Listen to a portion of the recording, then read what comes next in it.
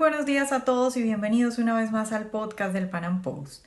Hoy, hace 2 años, Sebastián Piñera asumió la presidencia de Chile. Y si bien desde la derecha teníamos claro que el señor Piñera es un hombre bastante tibio y no esperábamos muchos cambios respecto a lo que había sido su anterior mandato, pues yo creo que muy pocos imaginaron que Chile 2 años después iba a estar como está hoy. Un país hundido en los saqueos, en la violencia, en el terrorismo urbano, un país que está a punto de botar a la basura la constitución que lo llevó a ser el país más próspero de América Latina. Creo que mucha razón tienen aquellos chilenos que dicen si hubiera ganado la izquierda no nos hubiera ido tan mal como nos ha ido con Piñera. Y es que lo que tenemos hoy es a una derecha que aunque ganó en las urnas, decide entregarle el poder a los socialistas. En el podcast de hoy vamos a hablar de lo que ha ocurrido en estos 2 años de mandato de Sebastián Piñera y fundamentalmente lo que ha ocurrido en los últimos 5 meses, desde que empezaron esas protestas, esos actos vandálicos, ese terrorismo urbano que ha hecho que Sebastián Piñera decida entregarle el poder a la izquierda.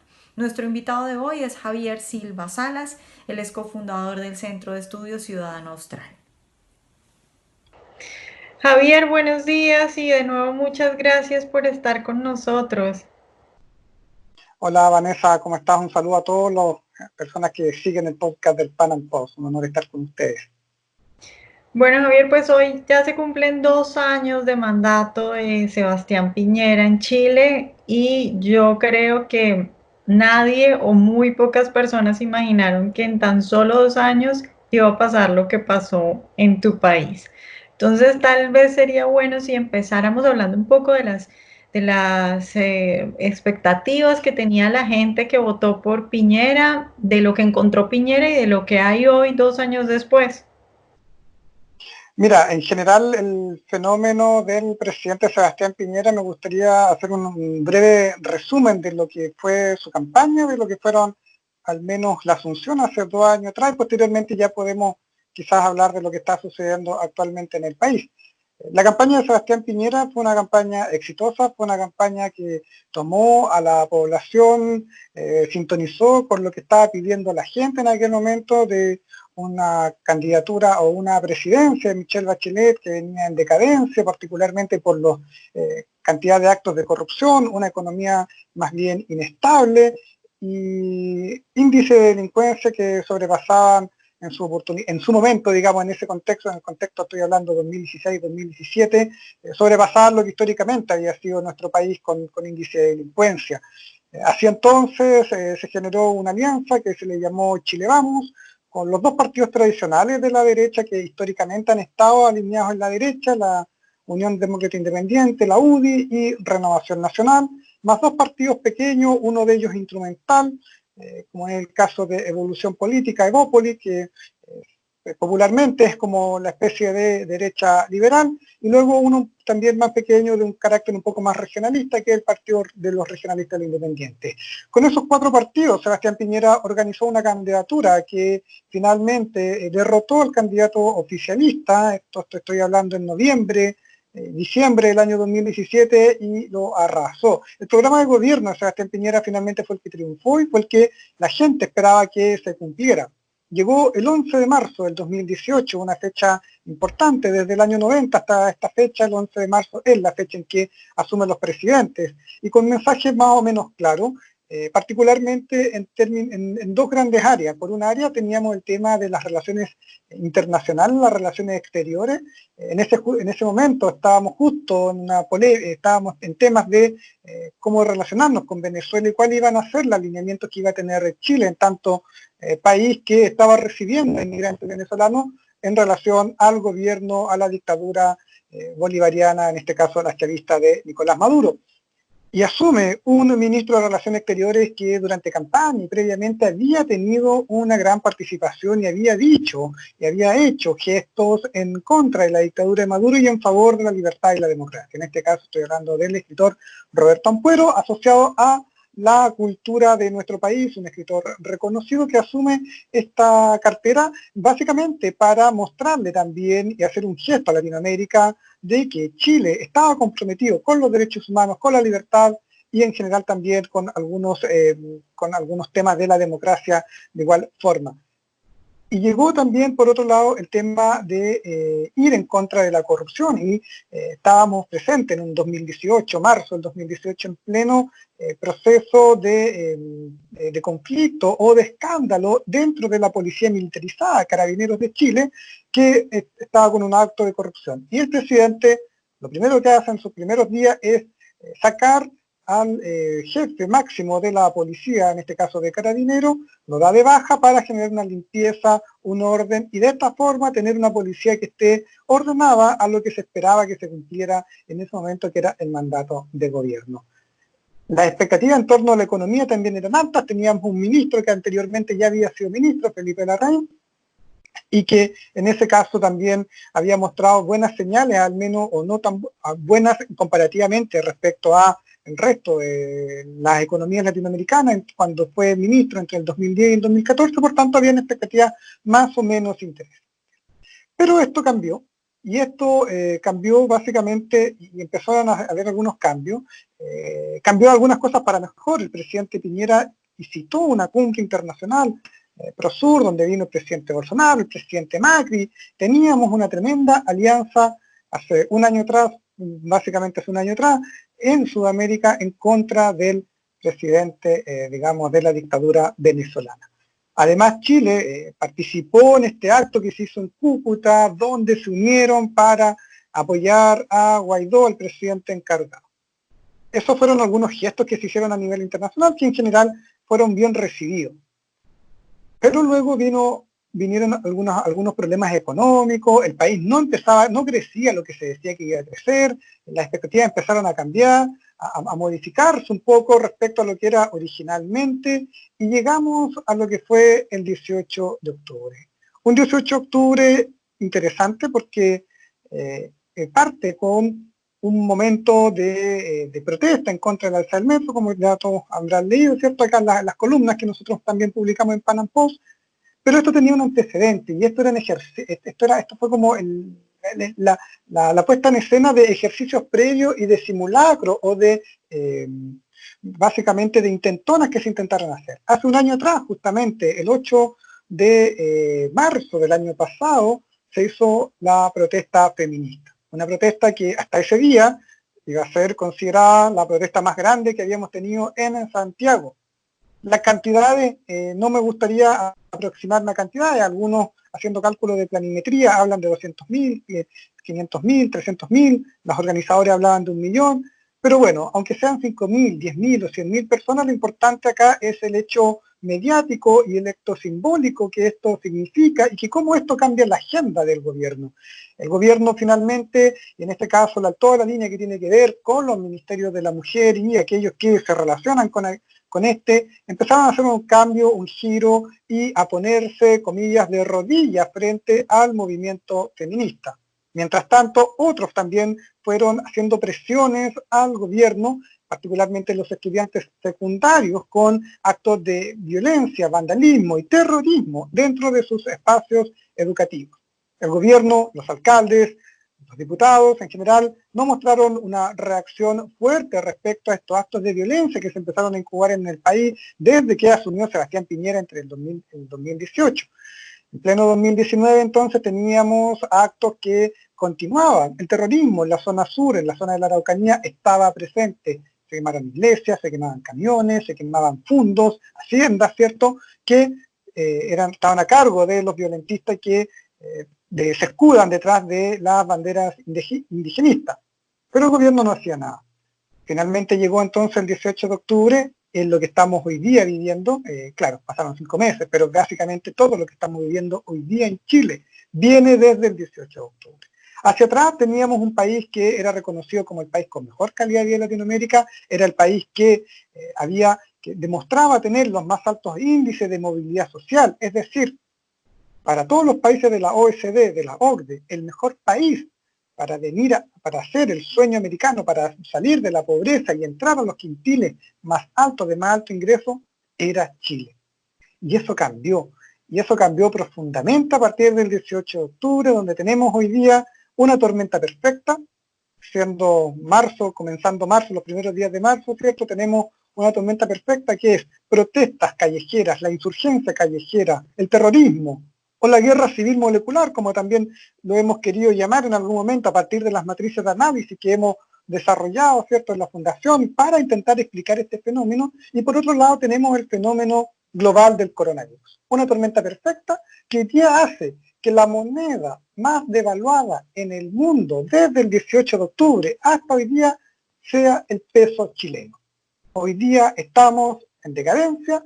Hoy día, si anteriormente, hasta antes del 18 de octubre del 2019, éramos un país que recibía con manos abiertas a los inmigrantes venezolanos, colombianos, etcétera, hoy día esos mismos inmigrantes que habían visto en nuestro país un espacio para realizar sus vidas, sus proyectos de vida y alcanzar la felicidad, finalmente nos están dejando porque se dan cuenta que Chile hoy día no es el país que ellos esperaban ser. Pues claro, si uno sale a la calle en cualquier punto del país, se va a encontrar con farmacias saqueadas, incendiadas, con iglesias incendiadas, con lo que se le llama en Chile las punas, el scratch en Argentina, no sé cómo se llama en Colombia cuando te atacan, te hacen acto en contra, te atacan, te sabotean un acto, qué sé yo. Bueno, eso está pasando en todo Chile hoy día. Hoy día uno va al centro comercial, al centro neurálgico del país, de Santiago particularmente, y lo ve destruido total y completamente. Las ciudades principales, Valparaíso, Concepción, Temuco, Valdivia, están todas destruidas. Hoy día cuando uno pasea por las calles, los centros comerciales parece que se estuvieran preparando para un huracán porque están tapiados enteros con rejas, con latas, con zinc, Javier, etcétera, pero no parece que estuvieran para atender al público. ¿eso es por lo que ya pasó y por los estragos que quedaron o la violencia sigue y siguen saqueando y siguen haciendo marchas?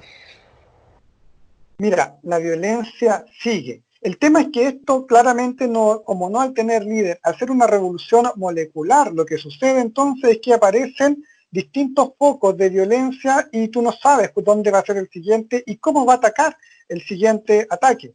O, por supuesto, al ser una guerra asimétrica, porque nunca una guerra va a ser simétrica, es decir, nunca un país va a tener la misma cantidad de armas, de ejército, etcétera, que el otro, en este caso, al ser una guerra civil y también asimétrica, bueno, la insurgencia ocupa y se aprovecha de esta asimetría para atacar en lugares inesperados y para atacar de manera obviamente sorpresiva. Han atacado estadios, han atacado centros comerciales, farmacias, teatros, o sea, de hecho acabo de ver una noticia que en Chiloé, de donde de parte surge la Fundación Ciudadano Austral, bueno, hicieron un ataque a una conferencista, a un speaker, a una psicóloga que vende libros, que hace libros de autoayuda, bueno, y ella fue atacada hoy día por los movimientos insurgentes, que se escudan en el feminismo, que se escudan en aquellos ambientalistas, en causas indigenistas, es decir, todas aquellas causas que supuestamente son las precariedades que iría dejando por fuera el desarrollo capitalista que había tenido Chile en los últimos 40 años, hoy día se estarían articulando para atacar a este capitalismo. Pero la verdad sea dicha, aquellos movimientos que hoy día son supuestamente precariedades del sistema capitalista, en realidad no lo son. Los datos están a la vista. O sea, hoy día tenemos los fríos datos, como dicen por ahí, datos mata relato. Hoy día tenemos personas y hoy día somos millones de chilenos que somos primera generación de universitarios en nuestras familias. Hoy día somos capaces de entregarle la mejor educación de Latinoamérica a los estudiantes secundarios de nuestro país. Hoy día entregamos la mejor salud de Latinoamérica. Hoy día somos el mejor país de Latinoamérica para envejecer. Tenemos el octavo mejor sistema de pensiones de el mundo, digamos, según rankings internacionales. Chile era un buen país. Pero esto cambió. Y el problema fue que el gobierno no reaccionó y el gobierno terminó cediéndole a la insurgencia, a la calle, a las masas, la Constitución.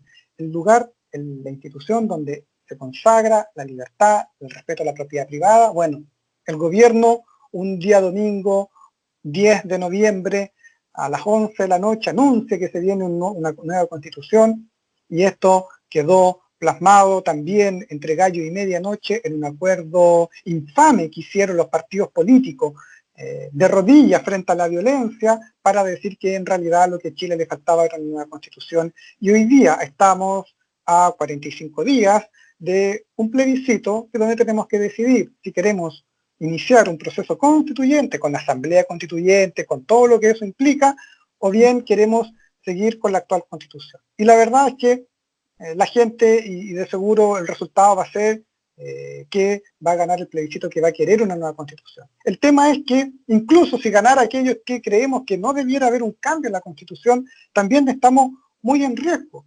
porque el momento desde que gana el rechazo a una nueva constitución, estamos seguros que desde el Ejecutivo se presentará un proyecto de ley, un proyecto de reforma a la Constitución que será tan o más malo incluso de lo que va a salir o lo que saldría desde una asamblea constituyente que, dicho sea de paso, claramente va a ser controlada por la izquierda, por aquellos que son violentistas hoy día y que van a estar presentes ahí.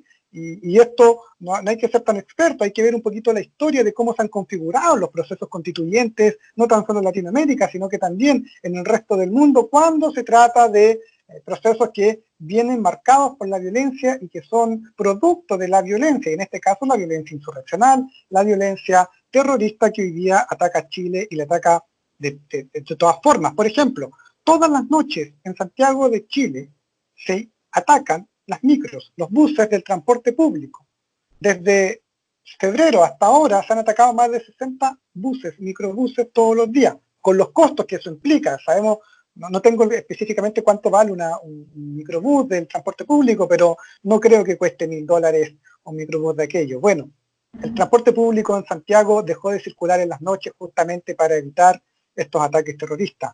Se atacaron más de 70 estaciones de metro, hoy día hay muchas más que están todavía siendo reparadas, del 18 de octubre hasta ahora.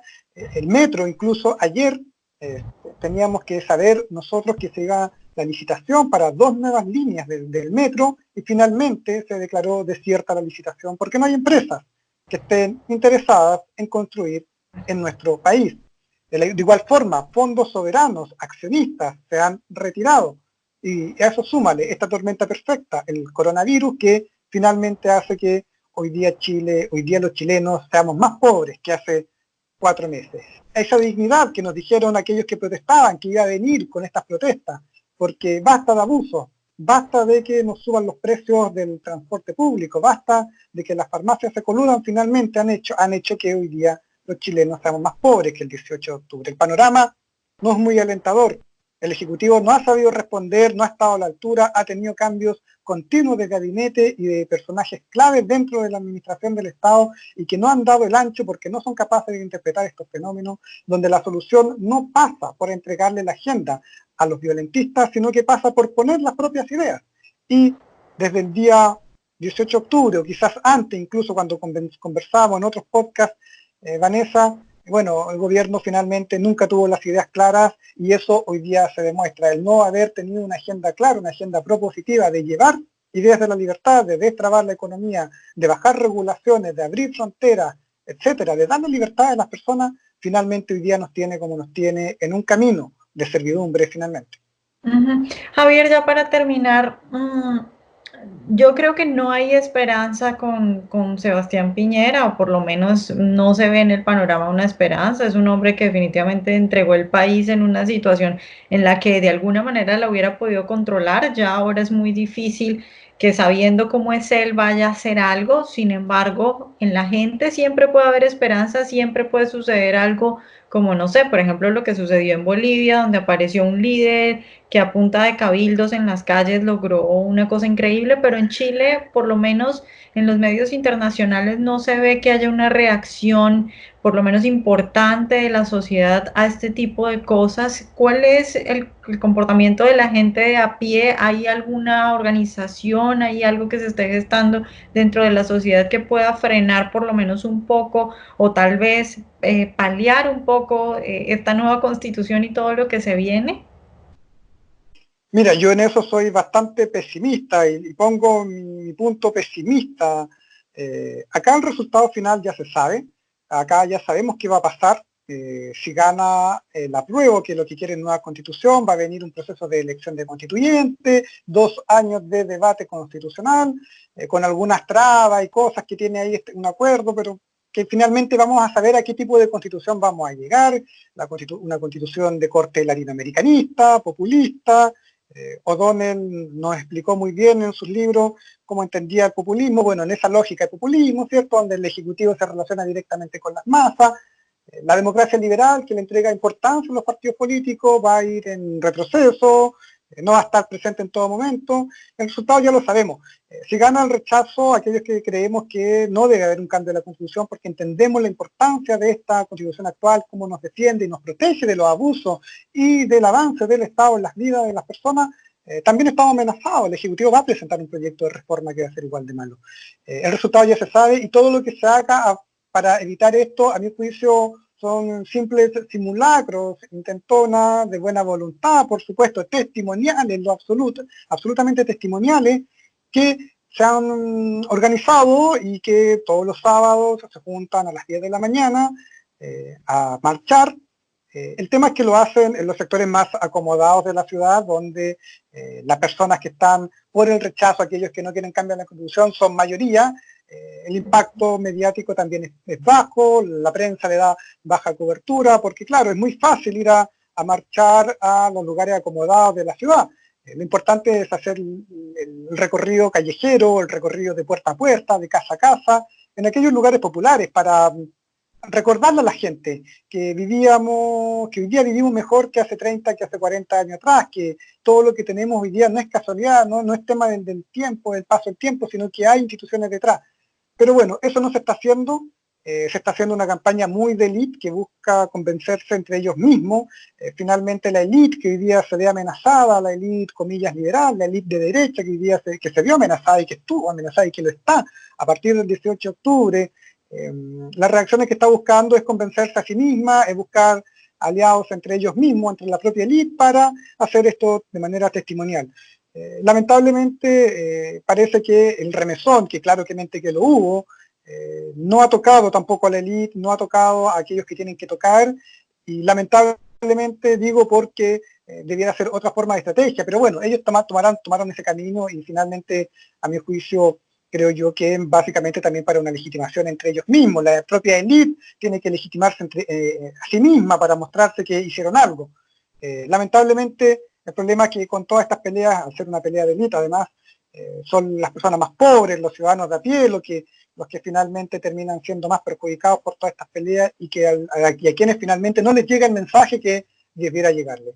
En Chile, la reacción, creo yo, a esto es solo simulacro, es de menor intensidad, las encuestas sí lo demuestran, lamentable por supuesto, pero no podemos decir que, no podría yo estar hablando acá de decir que el rechazo a aquellos que quieren mantener la Constitución va a ganar en 40 días más, porque la verdad es que eso no va a ser así. Tendría que pasar un milagro, tendríamos que, no sé, la violencia seguir escalando más de lo que está, pero ya estamos en un nivel de violencia terrible. Los saqueos a los supermercados en todos los barrios son pan de cada día, ataques con bombas Molotov a los cuarteles de policía, y esto pasa no tan solo en Santiago, en el resto del país, donde supuestamente siempre Santiago había sido el más conflictivo y el resto de las provincias siempre eran las más pacíficas. Bueno, eso ya no está pasando. Y el panorama así es desolador para la realidad chilena. Y lamentablemente acá, si hacemos parangones y comparativos con la historia, hoy día tenemos un Kerensky que va a entregarle la Asamblea Constituyente a los bolcheviques y que vamos a tener finalmente quizás los bolcheviques que no van a entender, no van a respetar las mayorías que se den en esta Asamblea Constituyente, y estoy haciendo parangones con la Revolución de Octubre, de la Revolución Rusa de 1917, finalmente eso estamos viviendo. Y eso es lo que se ve. El Partido Comunista, por ejemplo, no se presentó ayer a una reunión de entre todos los partidos, porque los partidos están viendo que esto ya se les está yendo de las manos con tanta violencia, entonces quieren hacer un nuevo acuerdo por la paz, para que el plebiscito sea en paz. Bueno, resulta que el Partido Comunista no se sentó con ellos a negociar. Ahora, la pregunta es, si el 15 de noviembre nosotros, los políticos, la élite, ya firmó un acuerdo por la paz, ¿por qué tenemos que firmar otro? Parece que no le resultó. Bueno, en los políticos no está la solución, yo creo que la solución va por otro lado. Sin embargo, no hay intenciones de dar una solución de verdad importante que cambie el rumbo de esto, y finalmente vamos a llegar a lo mismo que te contaba de la Revolución de Octubre, el 17, Kerensky entregándole en bandeja a los bolcheviques la Constitución y las instituciones en general. ¿Tú crees que Chile va a volver a las épocas de Allende? A ver, decir que esto va a ser como Allende de un día para otro, yo creo que no corresponde, sería lógico, pero tal como Venezuela, que hace 22 años todo el mundo decía, pero ¿cómo se va a hacer Venezuela-Cuba? Es imposible, esto no puede ser. Nosotros hoy día estamos diciendo Chile no va a ser Argentina, no vamos a tener filas para comprar cosas, no vamos a tener devaluación, pero ojo señores, en los últimos 5 meses la moneda que más se ha devaluado en el mundo ha sido el peso chileno, o sea, ya superamos a Argentina. Así que el panorama quizás no va a ser como Allende, pero sí va a ser de un populismo moderno, de un populismo del siglo XXI, esta cosa de que van a ser las organizaciones, comillas, sociales las que se van a apoderar del debate, pasando por alto la importancia de los partidos políticos, que creo yo que son fundamentales en una democracia liberal, y esos valores básicos de la democracia se están perdiendo. Hoy día esta chapita, este logo es de mi fundación, de Ciudad Austral, pero si yo salgo con algo que diga acá voto rechazo y salgo grabando, te aseguro que me van a insultar, me van a escupir, me van a piedrar, porque acá no se tolera la diferencia y el Estado chileno, que garante una de las funciones básicas que tiene el Estado, desde las visiones más minarquistas hasta las más estatistas, las funciones básicas, proteger la seguridad de las personas, bueno, eso hoy día no se está haciendo. Eso no pasaba con Allende, efectivamente Allende también no protegía aquello, pero no va a ser igual que Allende, efectivamente, no, pero sí va a ser del siglo XXI, mucho populismo, muchas elecciones continuas. Nosotros en los próximos 2 años tenemos alrededor de, no sé, 15 elecciones distintas entre alcaldes, concejales, consejeros regionales, gobernadores regionales, presidentes, diputados, asambleístas constituyentes. No, tenemos muchas elecciones. Es la movilización permanente y eso es de manual. Y es de manual en los manuales de la revolución clásica, bolchevique, hasta en los manuales más modernos de cómo hacemos la revolución para mantener a la gente movilizada, haciéndoles ficciones de participación, etcétera, etcétera. Finalmente vamos a caer en un populismo y lo más lamentable es que los más pobres de Chile, que hoy día eran el 8%, se va a haber aumentado y vamos a tener no tan solo eso, sino que fuga de capitales, fuga de cerebro, todo lo que eso conlleva.